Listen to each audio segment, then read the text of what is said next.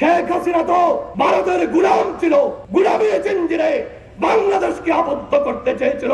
শেখ হাসিনার সাথে সংযুক্ত ছিল আধিপত্যবাদী শক্তি, সেই আধিপত্যবাদী শক্তি ভারত। আমরা যেভাবে অতীতে এই স্বৈরাচারকে হটিয়েছি, সেই একইভাবে আমাদের একতাবদ্ধ থেকে আগামীতে এই ভারতের যে আধিপত্যবাদী যে শক্তি, আমাদের প্রতিবেশী রাষ্ট্র, তাদের বিরুদ্ধেও আমাদের সোচ্চার থাকতে হবে। আমরা ফ্যাসিস্ট শেখ হাসিনার রক্তে রঞ্জিত হয়েছে আমাদের শত সহস্র ভাই, শাহাদত বরণ করেছে। সানবিট সব দিবে সামাল।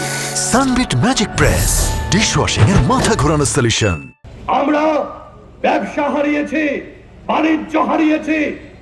আমরা 60 লক্ষ নেতা কর্মী কোঠের বারিন্দায় সকাল থেকে বিগত 16 বছর ধরে কোঠের বারিন্দায় সকাল থেকে বিকেল পর্যন্ত আমাদেরকে হাজিরা দিতে হয়েছে। আমরা হারিয়েছি, এখন পর্যন্ত ফিরে পাই নাই গুম হওয়া নেতা আমাদের প্রিয় ভাই ইলিয়াস আলীকে, চৌধুরী আলমকে। এমনি করে আমরা হারিয়েছি আমাদের প্রিয় নেত্রী বসত বাড়ি, যে বাড়িতে তিনি থাকতেন, সেই বাড়ি থেকে এক কাপড়ে তাকে উচ্ছেদ করা হয়েছে। আমরা হারিয়েছি বাংলাদেশের 57 জন সেনা অফিসারকে বিডিআর হত্যার মধ্য দিয়ে, বিডিআর এর একটি পরিকল্পিতভাবে একটি বিডিআরের বিদ্রোহ, এই বিদ্রোহের কথা বলে একটি পরিকল্পিত হত্যাকাণ্ডের মাধ্যমে আমাদের 57 জন মেধাবী অফিসারকে আমরা হারিয়েছি। শেখ হাসিনার সাথে সংযুক্ত ছিল আধিপত্যবাদী শক্তি, সেই আধিপত্যবাদী শক্তি ভারত।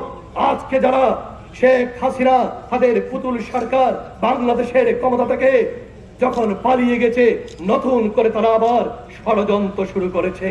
সেই ষড়যন্ত্র বাংলাদেশের ভূখণ্ডের উপর, সেই ষড়যন্ত্র আজ হচ্ছে বাংলাদেশের মানচিত্রের উপর। শেখ হাসিনা তো ভারতের গোলাম ছিল, গোলামী জিঞ্জিরে বাংলাদেশকে আবদ্ধ করতে চেয়েছিল। আমরা দাসত্বের শৃঙ্খল ভেঙে আবার নবযাত্রার সূচনা করেছি দেশনায়ক তারেক রহমানের নেতৃত্বে।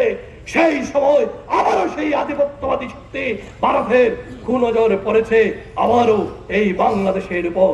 একের পর এক বাংলাদেশের রাজনীতিকে, বাংলাদেশের অগ্রগতিকে তারা অস্থিতিশীল করে দিতে চায়।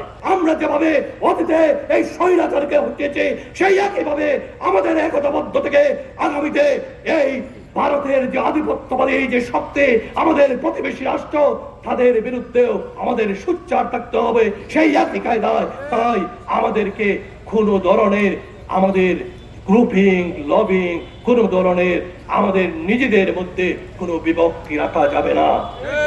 আমরা যে সংগ্রাম করেছিলাম গণতন্ত্রকে প্রতিষ্ঠার লক্ষ্যে, সেই সংগ্রামও এখন পর্যন্ত পূর্ণতা পায় নাই। এখন পর্যন্ত আমরা গণতন্ত্রের অভিযাত্রায় রয়েছি বন্ধুরা আমার।